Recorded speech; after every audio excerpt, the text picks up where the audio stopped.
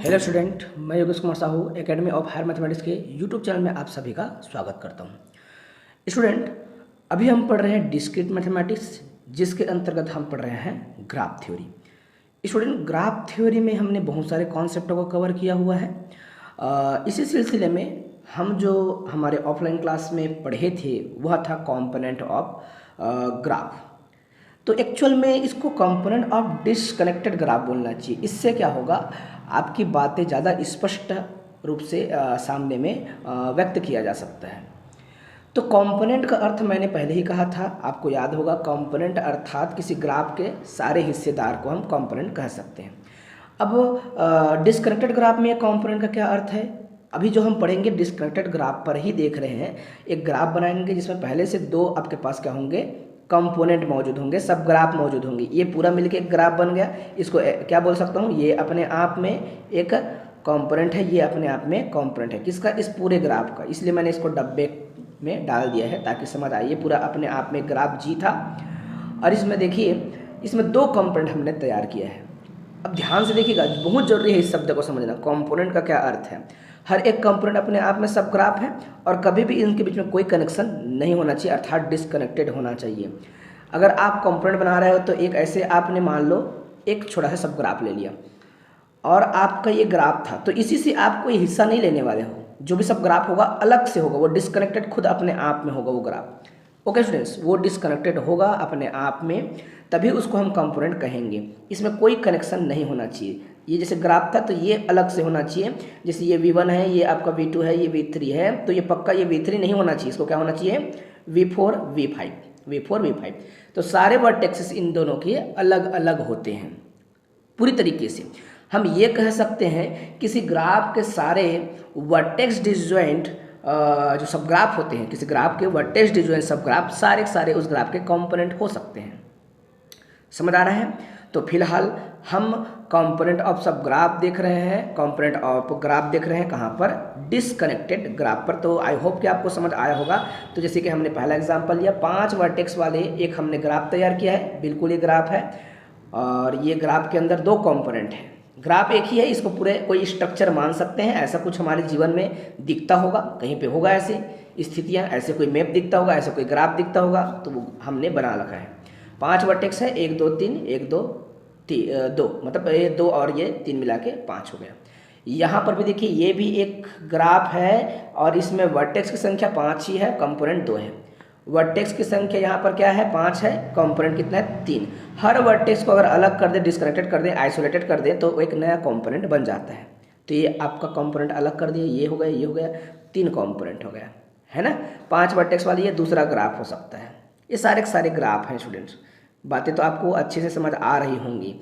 अब इसी component of disconnected graph पर हमारा एक most important, most popular theorem है। वो थ्योरम क्या है स्टूडेंट्स, कि किसी ग्राफ के अंदर कंपोनेंट के मौजूद है और वर्टेक्स की संख्या n मौजूद है। तो स्टूडेंट्स, इस पूरे ग्राफ के लिए जो मैक्सिमम एज की संख्या होगा, E इज इक्वस टू क्या होता है, E is equals to n minus k into में n minus k plus 1 upon में 2। ये मैक्सिमम एजेस की संख्या होंगी पूरा ग्राफ के। जैसे इस ग्राफ को देखिए ध्यान से, ये ग्राफ है, ये भी एक ग्राफ है, ये भी ग्राफ है, इसमें 5 वर्टेक्स है, इसमें 5 वर्टेक्स है, इसमें है 5 वर्टेक्स है। कंपोनेंट की संख्या 2 है, कंपोनेंट की संख्या 2 है। लेकिन ध्यान से देखिए, एज बनाने के तरीके अलग अलग हैं। वर्टेक्स फिक्स है, कंपोनेंट फिक्स। ये भी आपका देखिए वर्टेक्स फिक्स है, 5 वर्टेक्स है, कंपोनेंट अलग अलग है। कई प्रकार के ग्राफ बना सकते हैं हम लोग, लेकिन कंपोनेंट 2 ही रखें ऐसा हमने फिक्स कर दिया। सपोज दैट के को हमने फिक्स किया, n को हमने फिक्स किया। अब एजेस की संख्या मैक्सिमम किस स्थिति में हो सकती है, इनका ज्ञान खोजना है, इनको हमें देखना है। एक ग्राफ देखिए, इस ग्राफ में वर्टेक्स की संख्या 5 है, कंपोनेंट की संख्या 2 है। तो टोटल एज की संख्या देखेंगे तो 1 2 3 4 बन रहे हैं। अब यहाँ पर आइए, यहाँ पर आएंगे तो कंपोनेंट 2 है और वर्टेक्स देखेंगे तो हालांकि यहाँ पर वर्टेक्स अलग कर दिए हैं थोड़ा सा, इसमें 4 वर्टेक्स लिए, इसमें 1 वर्टेक्स ले लिए। आपका मर्जी है आप किस प्रकार से ग्राफ बनाना चाहते हैं। तो यहाँ पर आप ध्यान से देखेंगे तो इस वाले ग्राफ पे आपको क्या नजर आ रहा है स्टूडेंट्स, इस वाले ग्राफ में देखेंगे तो 1 2 3 4 5 6 वर्टेक्स है, सॉरी 6 क्या है आपके पास एजेस प्राप्त हो रहे हैं। कंपोनेंट की संख्या 2, वर्टेक्स की संख्या 5। इसी प्रकार से जितने भी ग्राफ बनते होंगे तो ऐसा ग्राफ पाया जाएगा, जैसे कि मैं इस कंपोनेंट ग्राफ में ये बोलूँ कि ये ग्राफ सबसे बड़ा ग्राफ हो सकता है, बड़ा ग्राफ नहीं, ये ऐसा ग्राफ होगा जिसके अंदर इस थ्योरम की पुष्टि किया जा सकता है। यही एक ग्राफ है जिसे मैक्सिमम नंबर ऑफ एजेस प्राप्त किया जा सकता है। बाकी जितने भी ग्राफ बनेंगे उसमें मैक्सिमम नंबर ऑफ एजेस आपको नहीं मिलेंगे, या तो इससे कम मिलेंगे, 6 या 6 से कम ही मिलेंगे। यही एक उत्तम ग्राफ होगा जिसमें क्या होंगी, वर्टेक्स की संख्या अगर 5 है, कंपाउंड की संख्या 2 है, तो एज की संख्या जो मिलेगी 6 मिलेगी। इस थ्योरम में आप पुष्टि कर सकते हो। ठीक है स्टूडेंट्स, ध्यान से देखिए मैंने क्या कहा उसको आप खुद करके देखिए, कवर कीजिए। यहाँ पर मैंने फिर से थ्योरम को लिख दिया है। देखिए वर्टेक्स की संख्या कितना लिया मैंने, 5, एज की संख्या 2।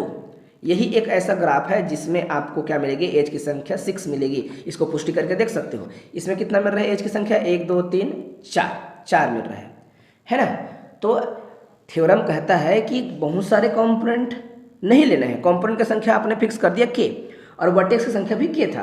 तो इन्हीं के माध्यम से जो कॉम्बिनेशन बनाया जाएगा, बहुत सारे ग्राफ बनाएंगे, और उन्हीं ग्राफ में से एक ऐसा ग्राफ होगा जिसमें मैक्सिमम एजेस की संख्या क्या होंगी, ये आपने जो फार्मूला लिख रखा है स्टूडेंट्स, ये फार्मूला के माध्यम से कैलकुलेट किया जाएगा।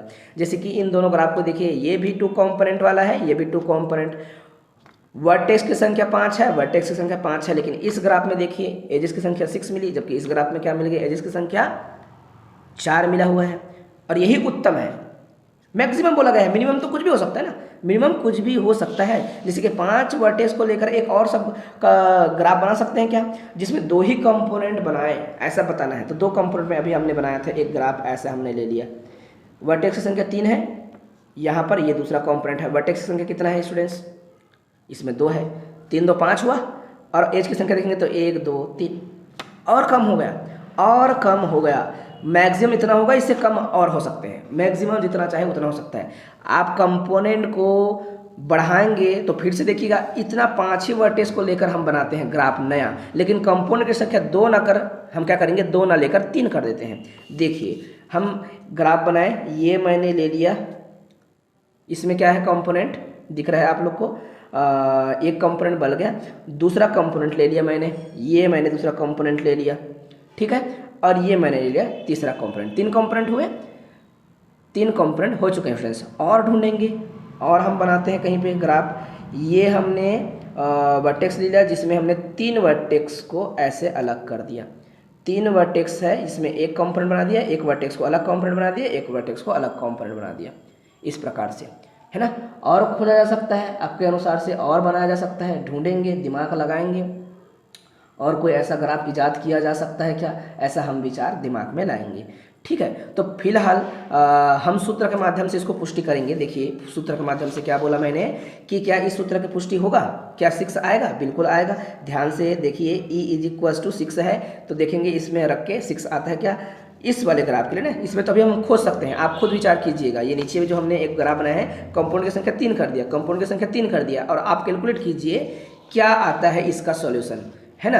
आप बिल्कुल उत्तर निकाल सकते हैं। फिलहाल मैं इसकी पुष्टि करता हूँ, A = 6 आएगा क्या, इस फार्मूला पे रखेंगे। n का वैल्यू कितना है स्टूडेंट्स, n का वैल्यू है हमारे पास, n का वैल्यू ध्यान से देखेंगे तो n का वैल्यू है 5, माइनस में कंपोनेंट कितना है यहाँ पर 2, इनटू में फिर से क्या करेंगे, n के जगह आप रखेंगे स्टूडेंट्स, n के जगह रखेंगे, फार्मूला दे पा रहे हैं ना आप लोग, n के जगह रखूंगा 5, माइनस में k जो है हमारा 2, प्लस में 1 अपॉन में क्या हो जाएगा स्टूडेंट्स 2। तो ये कितना आ रहा है, ऊपर में है स्टूडेंट्स 3, इनटू में यहाँ पर है 4 अपॉन में 2 = 6। मतलब ये हमारा कवर हो चुका है, समझ आया आपको। तो आप कंपाउंड की संख्या बढ़ा दीजिए, आपको क्या मिलेगा, पक्का आपका ग्राफ जो होगा उसमें शायद जो एजेस की संख्या मिलेंगी उसको हमने देख लेते हैं, कैलकुलेट कर लेते हैं कितना मिलना चाहिए करके। चलिए वर्टेक्स की संख्या 5 है ना, और सूत्र है आपका ऐसा ना, सूत्र को पहले देते हैं n और माइनस में k इनटू में n - k + 1 अपॉन में 2, ये हमारा सूत्र है ई का। तो इस वाले ग्राफ में देखते हैं, है ना। अभी हमने पूरा ग्राफ नहीं बनाया है, क्या पता कितने सारे कॉम्बिनेशन बनाया जा सकता है। 5 वर्टेक्स को लेकर 3 कंपोनेंट बनाना है और बहुत सारे ग्राफ बना सकते हैं, क्या हम दिमाग लगाना चाहते हैं। तो देखिए पहले उत्तर निकाल ही लेते हैं कितना बन सकता है मैक्सिमम करके। तो n की संख्या कितनी है, 5 है, कंपोनेंट कितना है स्टूडेंट 3 है, इनटू फिर से क्या करेंगे 5 माइनस में 3 प्लस में 1 अपॉन में 2। उत्तर कितना आएगा ध्यान से देखें, उत्तर जो आए उसको हम लिख लेते हैं। यहाँ पर हो जाएगा 2 इंटू में यहाँ पर कितना आएगा स्टूडेंट्स, 2 इंटू यहाँ पर आ जाएगा 3, ठीक है। 6 माइनस 3 मतलब 3 अपॉन में 2 2 कैंसिल हो जाएगा 3। मैक्सिमम ये ऐसा ग्राफ होगा स्टूडेंट्स जो कि एक ओवरऑल कंप्लीट ग्राफ ही है। ध्यान से देखेंगे तो ये अपने आप में कंप्लीट ग्राफ, ये है आपका कंप्लीट ग्राफ, छोटा सा ये कंप्लीट ग्राफ, ये कंप्लीट ग्राफ। तो रिजल्ट क्या निकलता है, जब हम इस प्रकार से ग्राफ बनाते हैं तो पक्का जो कंपोनेंट हो वो अलग अलग कंप्लीट ग्राफ हो, अलग अलग क्या हो, कंप्लीट ग्राफ हो। तो एजेस की संख्या हमें इस प्रकार से प्राप्त होती है। कंप्लीट ग्राफ बनाना है आपको, ये कंप्लीट ग्राफ बनाया, देखिए कंप्लीट है ये, क्योंकि वर्टेक्स संख्या कितना है इसमें 4 और हर किसी का डिग्री जो है 3। मैं क्या कहना चाहता हूँ, समझ पा रहे हैं आप लोग, जितने कंपोनेंट होंगे वो अपने आप में कंप्लीट ग्राफ होगा। ये देखिए ये कंप्लीट ग्राफ है, ये कंप्लीट ग्राफ है, दोनों कंप्लीट ग्राफ भी हैं, लेकिन ये एक ऐसा कॉम्बिनेशन है कंप्लीट ग्राफ का जिसमें 4 और 1 का कॉम्बिनेशन है, इसमें क्या है 3 और 2 का कॉम्बिनेशन है ना। लेकिन ये उत्तम है, इसमें वर्टेक्स की संख्या क्या है, भले 4 है और 1 है, लेकिन एजेस की संख्या 6 मिली। मैक्सिमम की बात हो रही है, मैक्सिमम एजेस की संख्या कितनी हो सकती है। अब यहाँ पर देखेंगे, देखो ये कंप्लीट ग्राफ, ये कंप्लीट ग्राफ, ये कंप्लीट ग्राफ है ना, ये भी कंप्लीट ग्राफ है आपस में, 1 2 है ना, पूरे देखेंगे तो कंप्लीट ग्राफ, ये कंप्लीट ग्राफ है, K2 है, ये K2 है, ये K1 है। तो लेकिन ये कॉम्बिनेशन सबसे बेहतरीन है क्योंकि इसमें एजेस की संख्या क्या है, आपका एजेस की संख्या मिल रही है वह है 3। तो यही बोला जा रहा है मैक्सिमम, और इससे ज़्यादा नहीं किया जा सकता। यहाँ पर जो हमने लिखा है इससे ज़्यादा नहीं किया जा सकता स्टूडेंट्स, ठीक है। तो देखिए हम छोटे से कॉन्सेप्ट को समझाने में आपको हमने कितना समय लगाया, लगभग हम 10 मिनट से इसी बारे में बात कर रहे हैं। क्यों बात कर रहे हैं, ताकि आपको समझ आए और आप फिर से 2-4 एग्जाम्पल देखिएगा, अपने अनुसार से बनाने का प्रयास कीजिएगा और आपको पता चलेगा कि ये आप फार्मूला का पुष्टि हर बार किया जा सकता है, ये फार्मूला का पुष्टि हर बार किया जा सकता है। आप वर्टेक्स की संख्या अलग अलग लेंगे और कंपोनेंट बनाएंगे फिक्स, जैसे 2 का कंपोनेंट बना है तो 2 कंपोनेंट ले लीजिए, लगातार लेना है आपको, तो 2 कंपोनेंट ले लिए और एन को फिक्स कर दिए, तो आपको ऐसा कोई ग्राफ जरूर मिलेगा जिसमें मैक्सिमम एजेस की संख्या ये प्राप्त होंगी, ठीक है। क्या मैं समझा पाया स्टूडेंट्स? आई होप कि आपको ये मेरी बातें समझ आ रही होंगी। चलिए हम इसको क्या करेंगे, मैथमेटिकली प्रूव करेंगे। हमने तो एक एग्जांपल के माध्यम से प्रूव कर दिया और हम क्या करेंगे, अब इसको मैथमेटिकली जो हमारी एल्जेब्रिक सेंस में है उसमें हम इस थ्योरम की पुष्टि करेंगे। ये तो एग्जाम्पल के माध्यम से हो गया, तो चलिए देखते हैं हमारा प्रूफ क्या कहता है फिर। ठीक स्टूडेंट्स, मैं समझाने के लिए कापी का इस्तेमाल कर रहा हूँ। कापी में जो पहले से नोट्स में तैयार हैं, आपको आसानी से समझ आ जाएगा, ध्यान से देखते रहिएगा। हमारे पास कोई ग्राफ है वी वर्टेक्स और ई एजेस वाला, है ना। ये ग्राफ एक्चुअल में अभी भी डिसकनेक्टेड ग्राफ है, इसी पर काम करना है। बी सिंपल ग्राफ, कोई सिंपल ग्राफ है, अर्थात ना तो सेल्फ लूप है ना ही किसी प्रकार का पैरेलल एज है, और एन वर्टेक्स है उसके पास। तो कंपोनेंट को हमने मान लिया है G1 G2 Gk, मतलब के कंपोनेंट है, पहला कंपोनेंट दूसरा कंपोनेंट और ये के नंबर का कंपोनेंट, के कंपोनेंट है। कंपोनेंट की संख्या क्या है, के है। मतलब एक ग्राफ है जिसमें कितने डिस्कनेक्टेड जो अलग अलग छोटे सब ग्राफ्स प्राप्त हैं, ये पहला दूसरा तीसरा। जैसे कि मैंने पहले एग्जांपल बताया, देखिए ये ग्राफ था तो इसमें क्या है, पहला G1, इसको G2 बोल सकते हो, आपका मर्जी है। डिस्कनेक्टेड रहेंगे, याद रखिएगा बात को, ठीक है। मतलब के कंपोनेंट्स हैं, ये जो है आपके के कंपोनेंट्स हैं। तब हम सब में जो है वर्टेक्स की संख्या को भी गिन लेते हैं। पहले वाले G1 पे वर्टेक्स की संख्या N1 है मान लिया, दूसरे वाले पर क्या मान लिया, N2 मान लिया। देखिए हर ग्राफ में अलग अलग वर्टेक्स की संख्या होती है, जैसे कि इसमें है 3, इसमें है 2, इसमें है क्या है आपका 4, तो इसमें है 1। मतलब हर कंपोनेंट में अलग अलग वर्टेक्स की संख्या है। हमने ये कवर कर लिया है, सोच लिया है, विचार कर लिया है। तो G1 पर N1, G2 पर N2, Gk पर Nk, ये सारे उसके जो कंपोनेंट्स है उसके अंदर वर्टेक्सों की संख्या है, ठीक है, वर्टेक्सों की संख्या है। तो हम क्या करेंगे, सारे वर्टेक्स को अगर जोड़ देंगे तो क्या मिलेगा, टोटल वर्टेक्स में n मिल जाएगा। पूरे ग्राफ के अंदर वर्टेक्स की संख्या कितनी है, n। ओके स्टूडेंट्स, वर्टेक्स की संख्या कितनी है, n है। सभी को जोड़ेंगे तो क्या मिलेगा, n मिलेगा। तो मतलब n1 प्लस n2 प्लस में nk को जोड़ेंगे तो आपको मिलेगा n। अब इसी को हम क्या लिख सकते हैं, इसी को क्या लिख सकते हैं, दैट इज हम समेशन कर दिया है 1 से लेकर कहाँ तक स्टूडेंट्स, k तक। तो एक समेशन का निशान लगा दिया हमने और यहाँ पर लिख दिया है i का वैल्यू 1 से लेकर k और इसको लिख दिया है ni। एक ही मतलब है, हमने एक सीरीज के तौर पर लिख दिया इसको। इक्वेशन नंबर फर्स्ट आप सभी को समझ आया, ये दिखा। अब क्या करते हैं स्टूडेंट्स, इस पूरे पर हम एक कंपोनेंट को कम कर देते हैं, वर्टेक्स की संख्या को कम करते हैं। यहाँ से एक कम करने का क्या मतलब है, ni-1 करने का क्या मतलब है? पक्का आप क्या करना चाहते हो, जब इसको तोड़ेंगे स्टूडेंट्स, इस पूरे को तोड़ेंगे ni-1 पक्का n-k के बराबर होगा। ये कंपोनेंट एक कम किया जा रहा है, k1 नंबर का कंपोनेंट कम किया गया होगा। ध्यान से देखिए, इसमें आप इसको प्रसार कीजिएगा तो पदों की संख्या एक कम हो जाएगी स्टूडेंट्स, है ना, पदों की संख्या कम हो जाएगी। तो n k तक ना पहुंचकर हम क्या पहुंचेंगे, n-k तक पहुंचेंगे। तो वही लिखे हैं n-k तक। अगर हम n तक जोड़ दें तो n आता है, अगर एक कम कर देंगे तो क्या आ जाएगा, जस्ट इसके बाद, इसके जस्ट बाद n-k आएगा। ऑब्वियस सी बात है, इक्वेशन नंबर 2। ठीक है, अब हम क्या करेंगे, दोनों साइड हमने स्क्वायर कर दिया। ध्यान से देख लीजिए क्या लिखा है हमने, दोनों साइड स्क्वायर कर दिया। स्क्वायर करेंगे स्टूडेंट्स, स्क्वायर करेंगे तो भी ये आपका इक्वलिटी चलता रहेगा। इक्वेशन जो है, अब ध्यान से देखिएगा, मैं स्क्वायर करूंगा तो क्या मिलेगा, ni का स्क्वायर माइनस में 2ni प्लस में 1, इस पूरे का तोड़ेंगे तो a का स्क्वायर प्लस में b का स्क्वायर माइनस में 2ab। यहाँ पर भी वही हरकतें होंगी, n का स्क्वायर प्लस में k का स्क्वायर माइनस में 2nk। यहाँ तक हर एक विद्यार्थी को अच्छे से समझ आया होगा। आगे बढ़ेंगे स्टेप, हमने समेसन को जो वो है, इस निशान को हमने बांट दिया सबके साथ, इसके साथ समेसन लगा दिया, इसके साथ समेसन लगा दिया, 1 के साथ भी समेसन लगा दिया, सबके साथ समेसन लगा दिया, और इधर जैसा का तैसा है। अब बताइए 1 को अगर आप जोड़ते हो k बार तो कितना मिलेगा, k मिलेगा। जैसे कि 1 को मैं 10 बार जोड़ूंगा तो क्या मिलेगा, 10 टाइम जोड़ूंगा तो 10 मिलेगा, 5 बार जोड़ूंगा तो 5 मिलेगा, तो k बार जोड़ूंगा तो क्या मिलेगा स्टूडेंट्स, k मिलेगा। सिंपल सी बात है, बहुत ही सरल बात है ये तो, इसमें किसी प्रकार का कोई शंका नहीं होना चाहिए।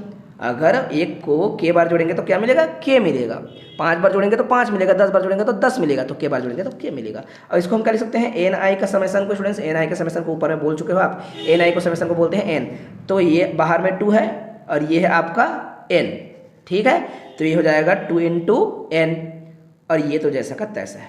कोई प्रॉब्लम, किसी को कोई प्रॉब्लम नहीं होगा, और ये तो हमने जैसा का तैसा उतारा है। अब देखिएगा आगे, हमने इस सारे चीज़ों को हमने पक्षांतर कर दिया, इस साइड हमने शिफ्ट कर दिया। तो आपका n² पहले से था, k² पहले से था, माइनस में 2nk पहले से था, ये माइनस है, ध्यान से देख लीजिए, है ना, माइनस है, ठीक। प्लस में क्या हो जाएगा, ये 2n माइनस में k। यहाँ तक हर विद्यार्थी को समझ आया होगा। इसको इक्वेशन नंबर नाम देना चाहे तो इक्वेशन नंबर आप क्या कर दीजिए, 3 नाम दे दीजिए, ठीक है। अब जानते हैं स्टूडेंट्स, हमने एक थ्योरम पढ़ा है, maximum number of edges in any simple graph. किसी सिंपल ग्राफ में मैक्सिमम नंबर ऑफ एजेस की संख्या क्या होती है। हम फार्मूला पढ़े हैं स्टूडेंट्स, फार्मूला है हमारा n-1/2। ये हमारा फार्मूला होता है मैक्सिमम नंबर ऑफ एजेस किसी सिंपल ग्राफ में।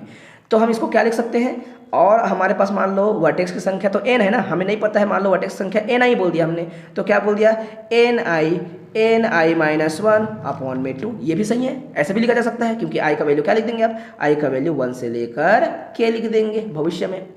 ये भी सिंपल है, क्यों, क्योंकि अलग अलग कंपोनेंट है, बहुत सारे अलग अलग सिंपल ग्राफ है, इसलिए हम ऐसा फार्मूला भी लिख सकते हैं, एक ही मतलब है दोनों का। तो देखिए हम यही काम करने वाले हैं, maximum number of edges in any simple graph इस प्रकार से आता है। क्या कर दिए, समेसन i का वैल्यू 1 से लेकर k और ni-1/2। फार्मूला वही है स्टूडेंट्स जो हमने यहाँ पर बताया था आपको, यही फार्मूला है, ठीक। अब क्या कर सकते हो, 1/2 को बाहर लिख दिया, मैं n को अंदर मल्टीप्लाई कर दूंगा, समेसन को ले जाऊंगा तो समेसन हो जाएगा। यहाँ पर आप बार बार i को लिख सकते हो, मैं नहीं लिखता हूँ, मेरा आदत नहीं है ऐसा करने का, लेकिन लिख लेना, कोई दिक्कत नहीं है, k तक योग करना है करके। ये हो जाएगा आपका ni का स्क्वायर इंटू कर दिया माइनस में ni, है ना, 1/2 को बाहर लिख दिया, एक ही मतलब है दोनों का। अब आपने इक्वेशन नंबर फर्स्ट को देखना है। इक्वेशन नंबर फर्स्ट क्या था स्टूडेंट्स, ध्यान से देखिए, ni का स्क्वायर का वैल्यू इतना रखना था, ni के स्क्वायर का वैल्यू इतना रखना है, तो हमारे पास तो ni स्क्वायर है, इस ni स्क्वायर का वैल्यू पूरा हमने रख दिया, और इसका वैल्यू क्या होगा, n। कहाँ से, इक्वेशन नंबर फर्स्ट से, समेसन ni का मान कितना होता है, n। वही चीज़ हम बोल रहे हैं, समेसन ni का मान क्या होगा, n। तो हमने समेसन ni का वैल्यू n रखा, और ये पूरा किसका वैल्यू है, इक्वेशन नंबर 3 से जो हमने यहाँ पर प्राप्त किया हुआ है, ठीक है। सबको रख दिया हमने, सबको रखेंगे तो कुछ चीज़ें यहाँ पर कैंसिल हो सकती है, या फार्मूला बनाया जा सकता है। जैसे कि इन सबको देखिए, इसको क्या लिख सकते हैं हम स्टूडेंट्स, इन सबको लिख सकते हैं n-k का होल स्क्वायर, बिल्कुल n-k का होल स्क्वायर लिख सकते हैं, बिल्कुल लिखा जा सकता है। प्लस में यहाँ पर क्या कर सकते हैं स्टूडेंट्स, यहाँ n से क्या कट जाएगा, 2n में से n बचेगा माइनस में k, ओके।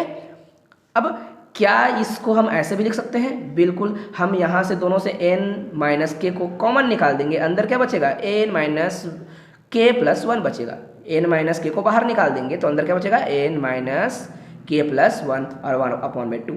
तो यही है स्टूडेंट्स आपका जो थ्योरम उसकी पुष्टि। वेरी वेरी सिंपल है ना, आपको ध्यान से देखना था, समझना था, उसके बाद लिखना था। वीडियो रिपीट करके देखिएगा और उसके बाद इस थ्योरम को अच्छे से दिमाग में सेव कर लीजिए। जब आप पुस्तक से समझने का प्रयास करते हो, मैंने पहले ही कहा था कि आप इसको समझेंगे, आपके लिए होमवर्क है। और कुछ विद्यार्थियों ने अगर दिमाग लगाया होगा तो ज़रूर समझा होगा। आप सभी मैथमेटिक्स के स्टूडेंट हैं तो दिमाग ज़रूर लगाएं, पूरा जितना हो सके उतना आप उस पर अपना ताकत झोंक दें स्टूडेंट्स। अगर आपका दिमाग सही से काम कर रहा हो तो ज़रूर आपका गणित बनेगा, है ना। तो कई बार अफसोस होता है स्टूडेंट्स को, जब हम होमवर्क देते हैं तो स्टूडेंट्स कभी भी दिमाग लगाने का प्रयास नहीं करते, कोई एफर्ट नहीं लगाते। तो बिल्कुल आप अपने आलस्य से बचने का प्रयास करें, आलस्य आपको बर्बाद कर सकती है। तो इतना कहकर मैं अपने वाणी को विराम देता हूँ। जय हिंद, वंदे मातरम। आप सभी हंसते रहिए, मुस्कुराते रहिए और स्टडी अच्छे से कीजिए।